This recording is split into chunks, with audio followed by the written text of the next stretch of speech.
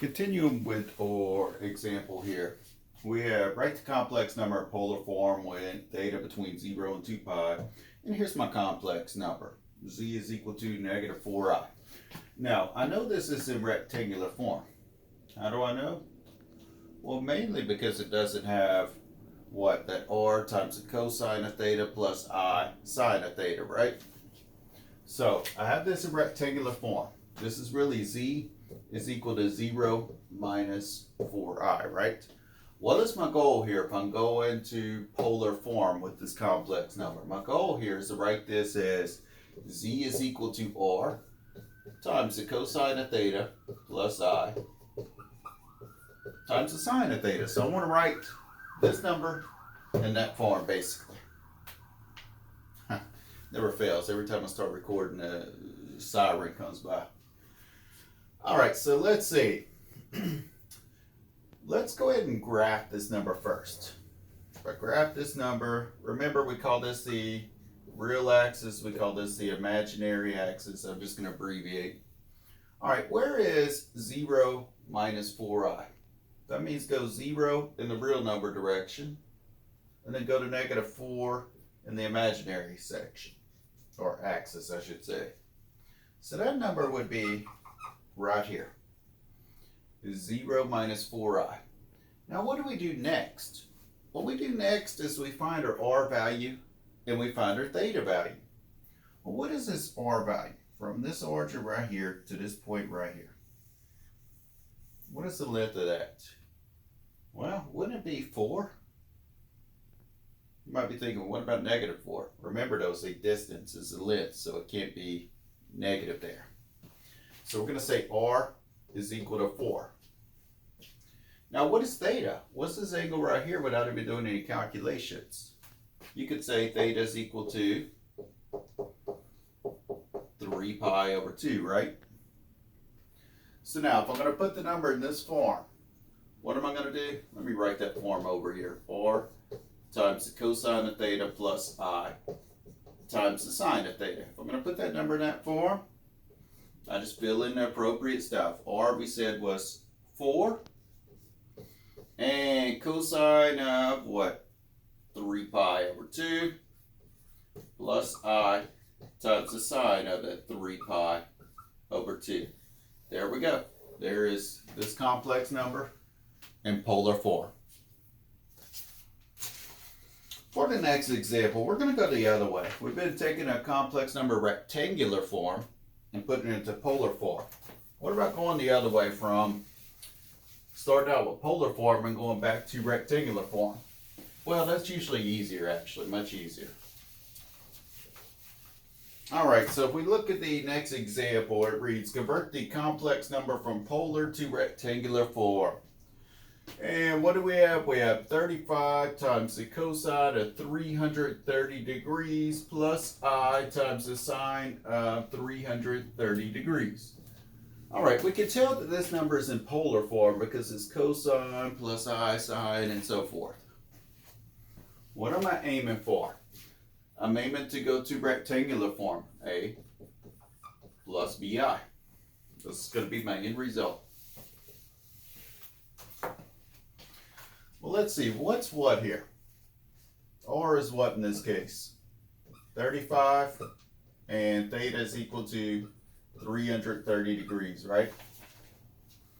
All right, but all I really have to do to take this number and put it in that form is just do the calculation, okay?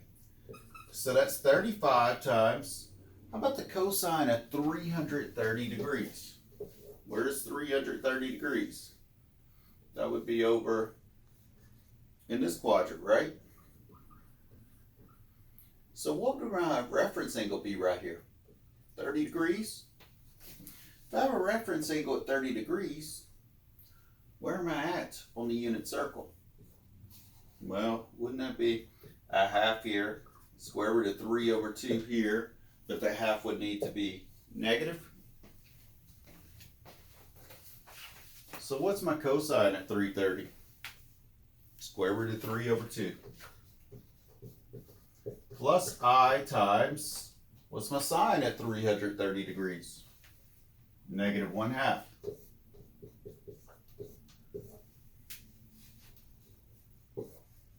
right, well, let's distribute.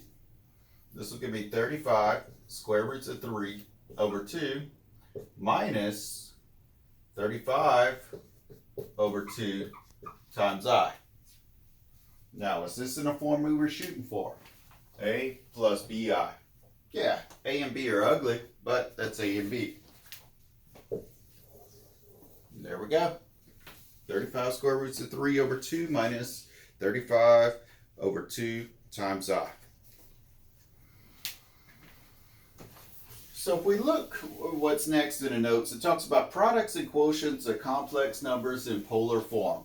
So in other words, I'm going to be taking the numbers in this polar form right here. I'm going to look at multiplying them and dividing them. Okay, so we're going to take polar form here. We're going to multiply it by some other polar form number or divide it by some other polar form number. All right, and your book says this. To take Z1 times Z2 when it's in polar form, here's what you do. You say R1 times R2 times the cosine of theta 1 plus theta 2 plus I times the sine of theta 1 plus theta 2. Go ahead and write that this way. And it says to take two numbers Z1 and Z2 and divide them, Z1 divided by Z2 in particular, you do R1 over R2 times the cosine of theta 1 minus theta 2 plus I times the sine of theta 1 minus theta 2. All right. Now let's look at memorizing these, okay? The easy way to memorize these is if you multiply two complex numbers, what do? You multiply their moduli, modulus, plural, that's all that fancy word is, moduli, you multiply them. And then for each argument here, you put the arguments added together, okay? For dividing two complex numbers here, you're going to divide their moduli and then subtract their arguments. Just make sure you do it in the right order, okay? You don't want these in the opposite order here. All right, so let's see. Our next example. Well, actually, we have basically a proof of how we get this one right here. I'll show you how to derive that one, but that's just for your reading enjoyment. I'm sure y'all really going to enjoy that, but I'm going to skip over that. I don't want to make the video 6 hours long or anything. All right, let's go to the example on page 6, though. The example on page 6, it says, given Z1 and Z2, find Z1 times Z2 and Z1 divided by Z2. All right, so in this example, we're given Z1. Z1 is going to be equal to 10 times the cosine of 11 pi over 12 plus I times the sine of 11 pi over 12. And they say Z2 is going to be equal to 2 times the cosine of what? 5 pi over 4, they say. 5 pi over 4 plus I times the sine of 5 pi over 4. All right, so that's my two complex numbers in polar form. They want me to find this first of all, Z1 times Z2, okay? Z1 times Z2. How do I do this? Well, I multiply the modulus from each one, 10 times 2. And then what I do here is I say the cosine of this argument, 11 pi over 12, plus that argument, 5 pi over 4. So 11 pi over 12 plus 5 pi over 4. Plus what? I times plus I times the sine of the two arguments added again. So this stuff again. 11 pi over 12 plus 5 pi over 4. And I do that calculation. Well, what's 10 times 2? 20. How about this stuff? We're going to have a cosine. Now, what is this? This is 11 pi over 12. I could think of it as, what, if I multiply the top and the bottom here by 3, I get 15 pi over 12. Plus I times the sine of, well, what is this going to be? Same thing as what? This part, right? 11 pi over 12 plus 15 pi over 12.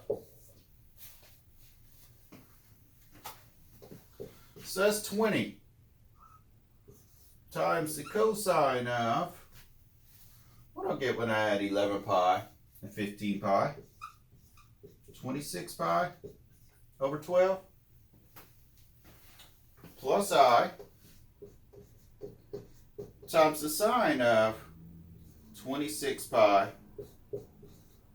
over 12. I'm going to have to erase the top here. I need more room.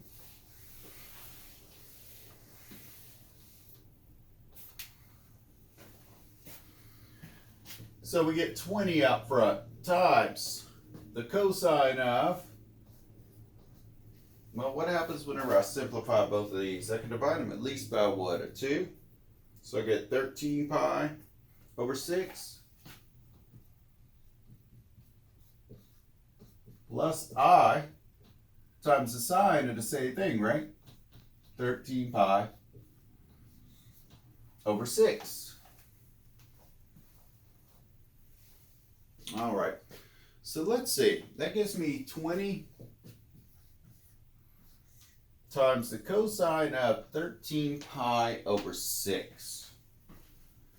I'm going to go off to the side here, do some scratch work, okay? 13 pi over 6. What is that really? That's really 2 and 1/6 of a pi, right? So think about where we're at on the unit circle. We'll go 2 pi. That's here, right? So it takes care of that part, right? And then 1/6 more of a pi is about right here. So that's the same as what angle? What angle is coterminal with 2 and 1/6 of a pi? That's between 0 and 2 pi. Wouldn't that be pi over 6? So really I could write this a little neater if instead of saying 13 pi over 6, I say 13 pi over 6 puts me right here, right? Same exact spot as pi over 6. So I'm going to call that cosine of pi over 6 plus I times the sine of pi over 6. Let me see. Did they want me to put it in rectangular or polar form here? They did not specify. So I'm going to keep it in this polar form. All right, so we did half the problem, right? I haven't done the other half yet. What's the other half tell me? We just found Z1 times Z2. They want Z1 what? Minus Z2. Z1, I'm sorry, not minus, Z1 divided by Z2. Okay? Well, what's my formula here? That's R1 over R2 times the cosine of theta 1 minus theta 2 plus I times the sine of theta 1 minus theta 2 according to our formula we just had on the board earlier. Alright, let me remind myself what Z1 and Z2 are, okay? Z1 was 10 times the cosine of 11 pi over 12 plus I sine of 11 pi over 12. And what was Z2? Z2 was 2 cosine 5 pi over 4 plus I sine of 5 pi over 4. All right, let's calculate here. What's R1 divided by R2? 10 over 2, right? Times the cosine of my first theta value minus my second theta value. So 11 pi over 12 minus 5 pi over 4. 11 pi over 12 minus 5 pi over 4 plus I times the sine of the same thing. Times the sine of 11 pi over 12 minus 5 pi over 4.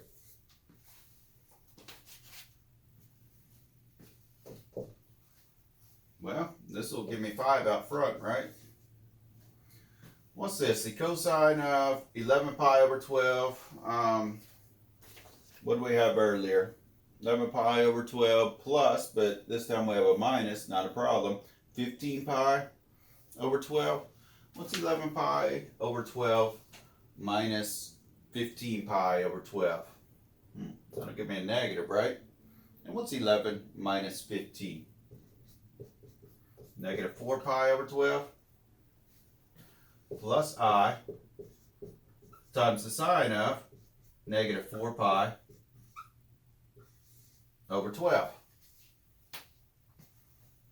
Well, I could say that's 5 times the cosine of negative pi over 3 if I simplify that fraction, plus I times the sine of negative pi over 3.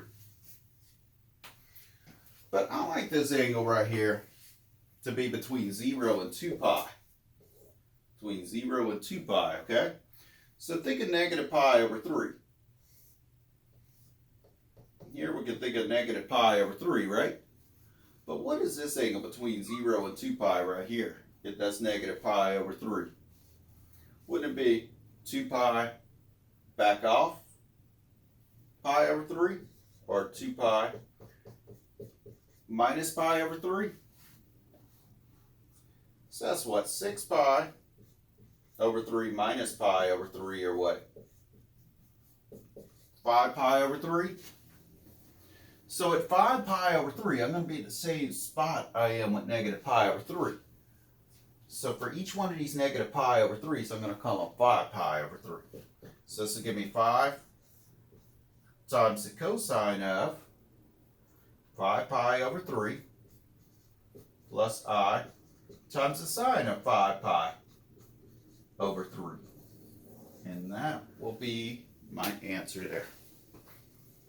Oh good, I'm still on the screen. Let's see, what else we have. Okay, given Z1 and Z2, my next example, given Z1 and Z2, convert to polar form and find Z1 over Z2. Let's see. We have, for this example, Z1 is equal to negative 5 minus 5i, and they give us Z2 is equal to 10 plus 10i. Okay, so they give us that. They want us to convert those to polar form first, and then divide those numbers. So let's see about converting to polar form. Let's see, to convert this into polar form, maybe I'm going to draw a picture of it, okay? Negative 5 minus 5i is out here somewhere, right? So what is my r value? R is equal to what? The square root of a squared, negative 5 squared, plus b squared, negative 5 squared. So r is equal to the square root of 25 plus 25, or r is equal to the square root of 50, right? But that means r is equal to the square root of 25 times 2, and r is equal to 5 square roots of 2 here, right? Next, what I'm going to do is I want to find this angle right here, theta. Well, let's find this reference angle first, and then we could go from there. So we're going to find theta prime. What do I know? I know the tangent of theta prime is equal to b over a. What is b? Negative 5. What's a? Negative 5. So tangent of theta prime is equal to 1, right? What would theta prime be then? Pi over 4. So this reference angle here is pi over 4, right? So what would that make this theta right here? What would that make regular old theta. That would make theta pi plus pi over 4, right? Think of it again. Pi plus pi over 4. What's pi plus pi over 4? 5 pi over 4. Alright, so how can I rewrite this number then? How could I rewrite that number in polar form? I'm going to rewrite as z1 is equal to r, which is 5 square roots of 2, times the cosine of theta, which is 5 pi over 4, plus I times the sine of theta, which is 5 pi over 4. Now let's rewrite this number. For z2, let's plot where it's at. 10 plus 10i. That's somewhere up here, right? Find r. R is equal to the square root of 10 squared plus 10 squared. So r is equal to the square root of what? 200 then? So that means r is equal to the square root of 100 times 2, or r is equal to 10 square roots of 2. Now this time whenever I find this angle, this will actually be theta, not theta prime. So how do I find the tangent of theta? I say it's b over a. 10 over 10. So the tangent of theta is equal to 1, so that would make theta what? Pi over 4.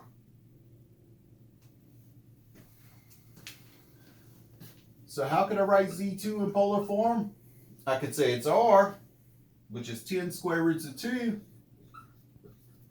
times the cosine of theta times the cosine of pi over 4 plus I times the sine of pi over 4, okay? So that's the first part of the problem.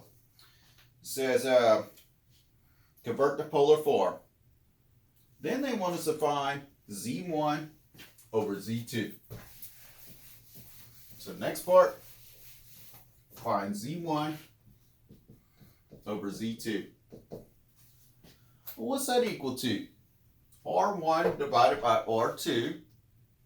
So R1 is 5 square roots of 2 over R2 is 10 square roots of 2 times the cosine of my first theta value minus my second. So the cosine of 5 pi over 4 minus pi over 4. 5 pi over 4 minus pi over 4 plus I times the sine of the same thing. 5 pi over 4 minus pi over 4. Like that. Let me get all this out the way. Alright, what does that give you? 1/2 because the square roots of 2 divide out, and 5 over 10 is 1/2. How about this part? Cosine of what? 4 pi over 4. Well, what's 4 pi over 4? Just pi? Plus I times the sine of pi. There we go. There's that division of those two complex numbers. Let me see. Need to find a correct sheet here now. Lost my notes, or the second half of my notes, I should say. All right, let's see what else we have.